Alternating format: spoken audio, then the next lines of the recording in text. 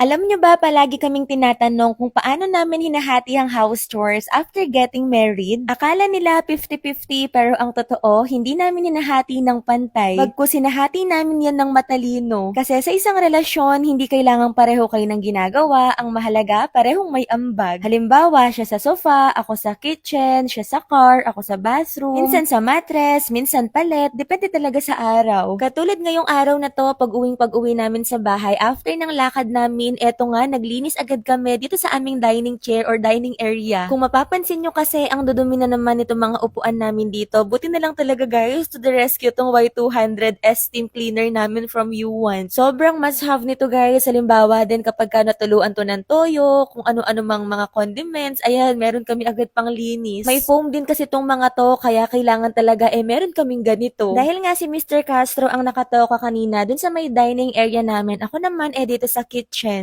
Masarap talaga sa pakiramdam na kapag kayo na pangasawa mo, maalam din sa mga gawain sa bahay. Tsaka alam nyo yon, sa bawat maliit na gawain namin, mas lalo kaming nagiging team. Kasi sa totoo lang, hindi lang kayo magpartner sa buhay magpartner din kayo sa araw-araw. Kaya instead na magbilangan, nakakaintindihan kami. Sabi ko nga sa inyo, ang marriage hindi tungkol sa 50-50. It's about giving 100 over 100. Kasi sa amin, 1 plus 1 is more than 2. Thank you for watching. Bye! Mwah!